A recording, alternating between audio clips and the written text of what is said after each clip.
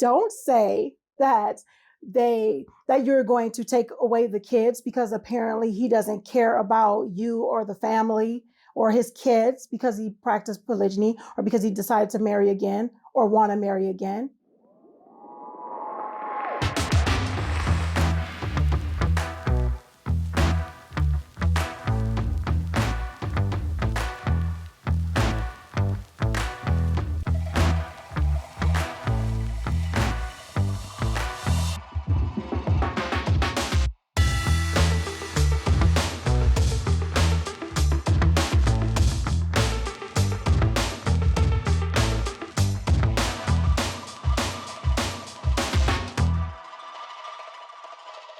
Assalamu alaikum, peace. It's your Coach Nyla, one of the co-founders of Outstanding Personal Relationships, as well as co-author of the book, Let's Talk Polygamy Uncensored. Okay, so let's get into it. How many of you think that the polygynous man is someone that just wants polygyny for his own lustful desires? He can't afford polygyny. He does not care about his first wife if he practiced polygyny. Yeah, okay, you get where I'm going with this. This is pretty much what men in polygyny hear a lot. Now, I'm not saying that there aren't predators out there. You can have predators everywhere, people who are not doing what they're supposed to do in any way, shape, or form, in any type of it doesn't matter. It doesn't matter whether they're practicing polygyny, whether they're Muslim, non-Muslim, things like that. Because what I learned is that people are going to be people. So if you're a bad person, you're going to be a bad person. Unless you're really willing to grow and change and do better, that is pretty much where your personality lies. And you can pretend all you want, and eventually the truth will come to light. So I'm just a firm belief of that. But what I'm getting at is that men who actually start speaking about wanting to practice polygyny, they get so much flack. So many people going against them, talking about them, disrespecting them, and things as far as that. And it's really a sad thing. And yes, I'm going to talk about this on the men's behalf because it's important. We should not be against each other. Women should not be against men, and men shouldn't be against women. We are supposed to be a team. We were created to coexist together. So it shouldn't be a versus between men and women. But for some reason, there's an agenda out there in society that is making us against each other and battle one another, and to say who's moral and who's immoral, who's causing who a bunch of problems. And when it all comes down to it, we're doing it to each other. Yes, if you guys agree with me, put it in the chat. I know some people are not going to agree because it's going to rub them the wrong way. However, it's what it is. Sometimes we have to really shed light on the issues in order to change the issues. Okay. So the thing is this: things that we as wives can say to our husbands that can cause a lot of issues within our marriage. One of the main things is that you can't afford polygyny. You can't afford polygyny. Some husbands, they probably can't. They can't. But that don't mean that they can't get their weight up. That doesn't mean that they're not striving. And what does that mean? Is it they can't afford it in money? If they can't afford it in emotional maturity?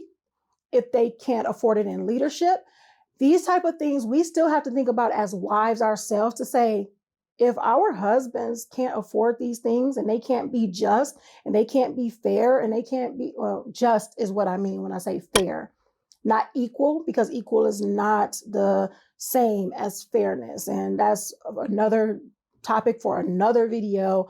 But all in all, being able to be just, if we have husbands that are that way, why are we with them in the first place? Unless we want a husband who's not just, or unless we want a husband who is not willing to work on himself to improve and get better. Now, I'm not saying that he should be a bum and then think that he can go out and practice polygyny because you have to be more than twice the man to do so. But the thing is, if we have less than twice the man to do this thing, then why are we with him in the first place? Are we choosing losers to be on our winning team as women, as wives who want more or who want better? How will we follow a leader who is not fit to lead? How will we follow a person who is not willing to be a leader, a protector, a maintainer, a provider of women, period? It's not just men are maintainers and protectors of wives, of just their wives. They're protectors and maintainers of women. So when we are disrespecting them or disregarding their ability to improve themselves, then we are showing our husbands that we are not a part of their team, that we see them as an enemy, or we see them as a loser, or we don't see them as amounting to much, instead of encouraging them and having them be better. Here's the thing. You will have women that will come after me. You might be thinking about this too while you're watching this, is that, Coach Nyla, you must don't care about your husband. You must don't love him because you will push him into the arms of another woman. Well, honey child, let me tell you, my husband was already married before he married me. So I understand about him being polygynous anyway. So him marrying me will not stop him being polygynous. He was already polygynous before that. And men are actually polygynous by nature. Now, if they are not going to act on it, that's up to them. But they are still polygynous by nature. And we as women have to understand that. We are not the same. It doesn't mean that they love us any less because they are polygynous by nature. Because men can still love multiple women and still care for multiple women and take care of them. It's about his character. Is he taking care of the women that are in his life? Is he leading and growing and protecting and providing? Isn't he doing these things? Is he trying to get better? And are we helping him do that? Because the thing is, we can hinder him by complaining, by telling him he's not this, he's not that, he's not doing this. Another thing is, you don't love me. If you marry again, then you must don't love me because you hurt me. And because you're hurting me, then you don't love me. Because he will have to figure out, my gosh, okay, well, I don't want to hurt her. But the thing is that he can't control your feelings. Only you can.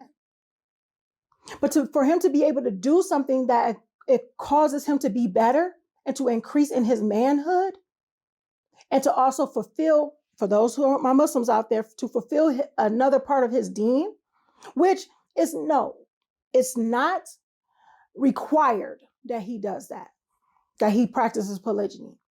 It's not what they say, what is the word? They say, it's not that he has to do it. It's not where this is what he's supposed to do. He's supposed to take on multiple wives. It's not, it's he can if he wants to. And the thing is, since if it's a want for him, then he should not want to because it hurts me. Those type of things. However, being polygynous, that's a desire. Having more is a desire in all of us. Whether it's having more wives for men, whether it's having more money for men, more power, whether it's having more money for us as women or more, more love and care and compassion, more clothes, more shoes, whatever. That's in us to have more, to want more, to strive for more.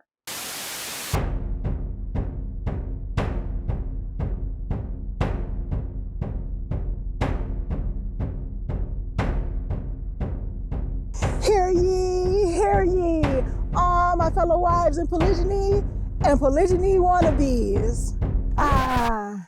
Come closer, a little bit closer. Okay. Do you really want fulfillment in your marriage?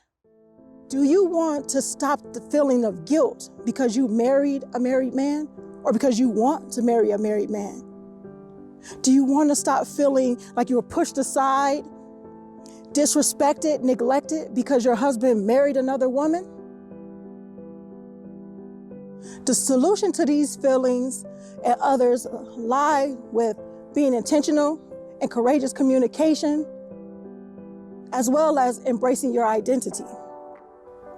If you want to find out how to gain success in these areas, check out my gratification through growth, counseling, and coaching at CoachNyla.com. And I'll see you on the other side. For men, it's different than it is for us. So when we start to question why they're doing a particular thing because of how we choose to feel about it, then what is that saying about our character? We do have to look at our part in order to improve our marriage and connect with our husbands on a higher level. Then we must try to understand them in a way, not that we have to understand everything, but understand them in a way that they know that they can come to us, while we also want to be able to come to them and trust that they understand us in a way that they can advise us objectively, that they can listen to us with a kindness. They don't have to do the things that we do because they're not the nurturers that we are. But to question his love for you when he shows you time and time again that he loves you, and the only thing that you base that love on right now is that he married again, and him marrying again hurt you in some way, shape, or form, but he's still trying and still working with you and still protecting you and providing for you and listening to you and embracing you, or at least trying to, then that's not a him thing, that's a you thing. And we have to watch out for that as wives. Saying that, well, you don't have the money. Do we really know how much money our husband really has? All the money that he has? Are we really counting his pockets? And if so, wow, that means that maybe we don't have a lot going on for ourselves too, either, or whatever. And I'm not saying that you shouldn't know what's going on with the finances in your home, because you should. But every little piece of income or money that he has and what he can and can't do with it is something that he has to take care of, that he has to improve on. And I'm not saying stop the stuff that you're used to, meaning that, okay, well, I'm going to sacrifice the things that I was privy to and that I'm privileged to have so you can marry again. I'm not saying that. I'm saying like, yeah, okay, do what you're going to do, but make sure these things don't change it doesn't take away, because this is what you were doing before and you have to grow. So I'm encouraging you to grow. I'm not saying you cannot get married again. I'm not saying that I would take the kids from you, because that's another thing that we can say that can totally destroy our marriage, because now it puts our husband on a defensive, and it's like, wow, we are enemies now. Now you're willing to take what I love away from me, all because I decided to expand the family, that I decided to marry again, that I decided to exercise, more parts of me to be a better man. And I've seen a number of situations where the husband, after polygyny, he became a much better husband to even his first wife, because now he really has to hold himself accountable to make sure that she is taken care of as well as his other wife is taken care of, and his whole family as a whole. So we must be careful about the things that we say to our husbands that can cause issues within our marriage. So don't say that they can't afford polygyny.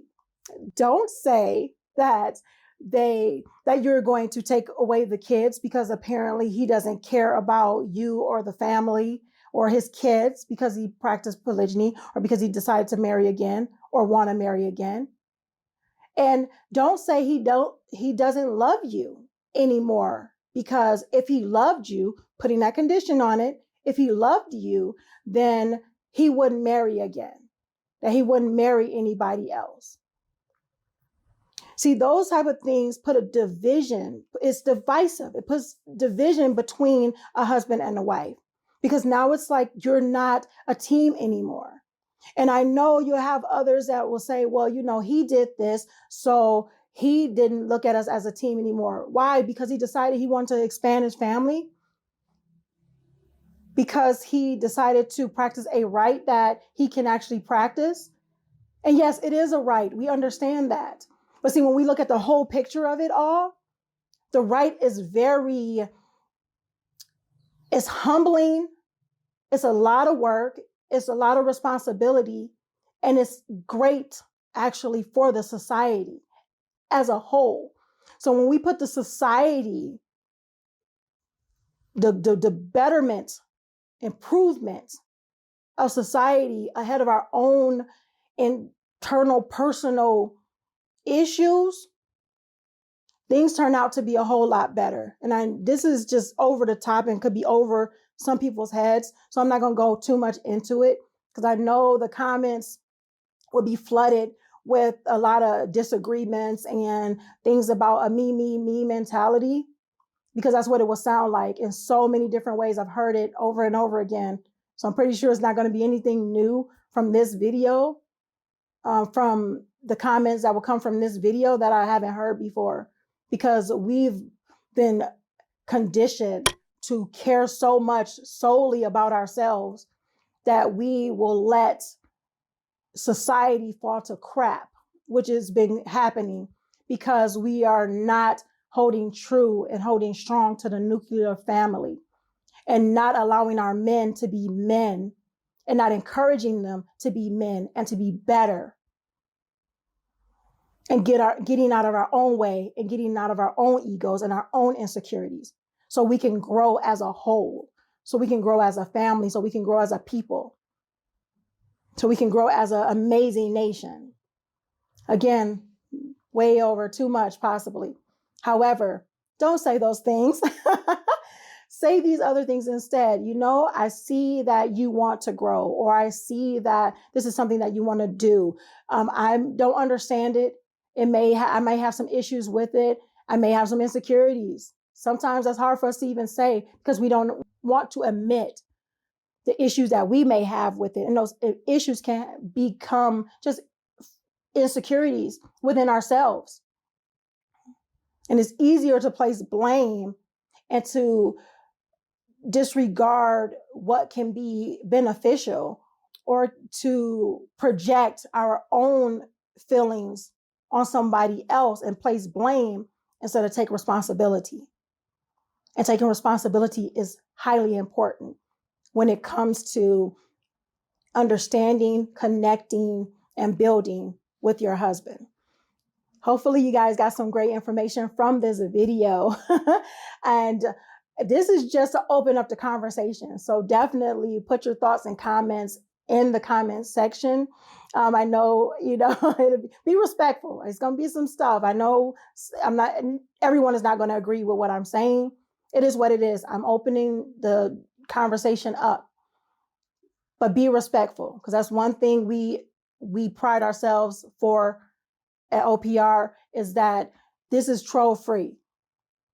We don't want any trolls, any people that want to slander or cause a lot of drama. You can have your opinions, but be respectful.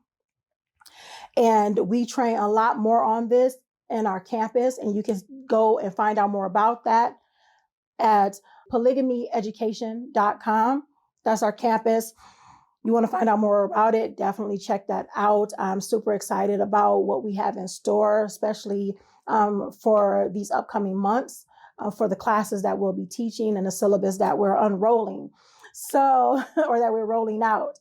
So make sure you are growing intentionally, loving fearlessly, and connecting on a higher level every single day. Visit us on our social media channels. Continue to keep watching. We look forward to seeing you very soon.